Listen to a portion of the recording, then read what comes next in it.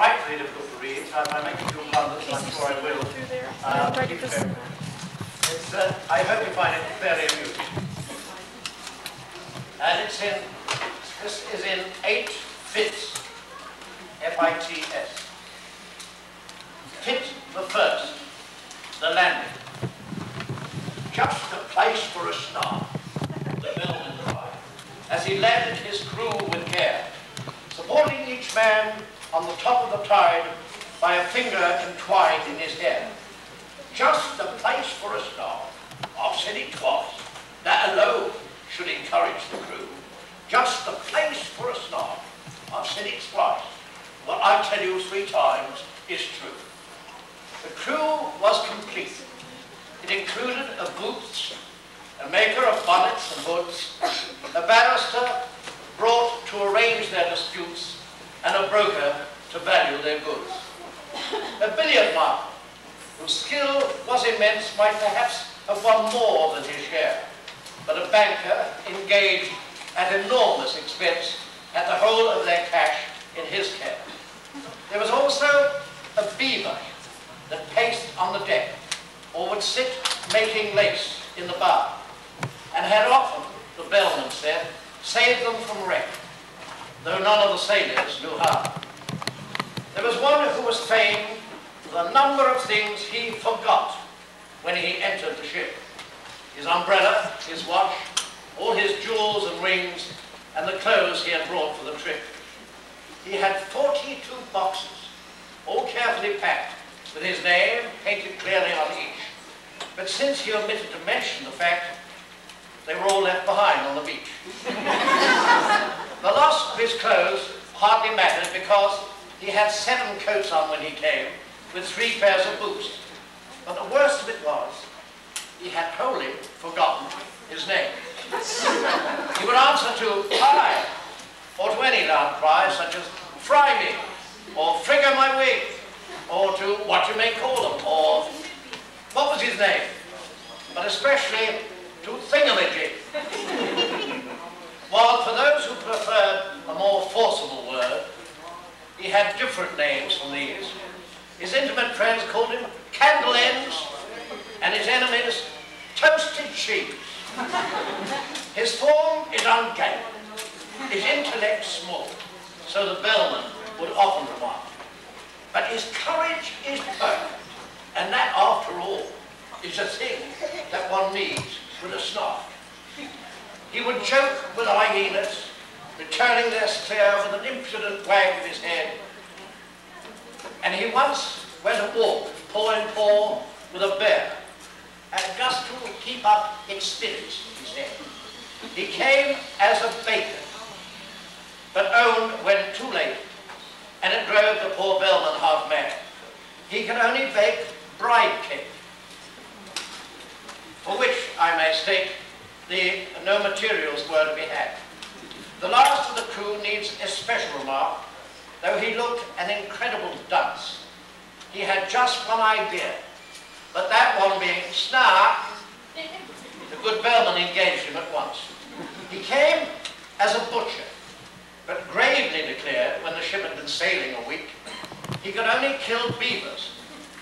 The bellman looked scared, and was almost too frightened to speak. But at length he explained, in a tremulous tone, there was only one beaver on board, and that was a tame one he had of his own, whose death would be deeply deplored. The beaver, who happened to hear the remark, protested with tears in its eyes. Not even the rapture of hunting a snark could atone for that dismal surprise.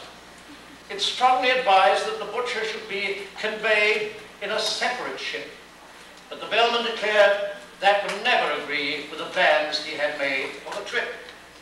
Navigation was always a difficult art, though with only one bell and only one ship and one bell, he feared he must really decline for his part undertaking another as well. The beaver's best course, no doubt, was to procure a second-hand dagger-proof coat. So the baker advised it, and next to ensure its life in some office of note. This the banker suggested, and offered for hire, or on moderate terms, or for sale, two excellent policies, one against fire and one against damage from hail. Yet still, even after that sorrowful day, whenever the butcher was by, the beaver kept looking the opposite way and appeared unaccountably shy. Take the second, the bellman's speech. The bellman himself, they all praised to the skies such courage, such ease, and such grace, such solemnity too. One could see he was wise the moment one looked in his face. He had bought a large map representing the sea, without the least vestige of land, and the crew were much pleased when they found it to be a map they could all understand. What's the good of Mercators, North Poles and equators, tropics, zones and meridian lines? So the bellman would cry, and the crew would reply, they are merely conventional signs.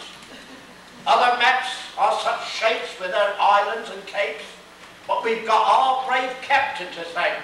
So the crew would protest that he's brought us the best, a perfect and absolute blank.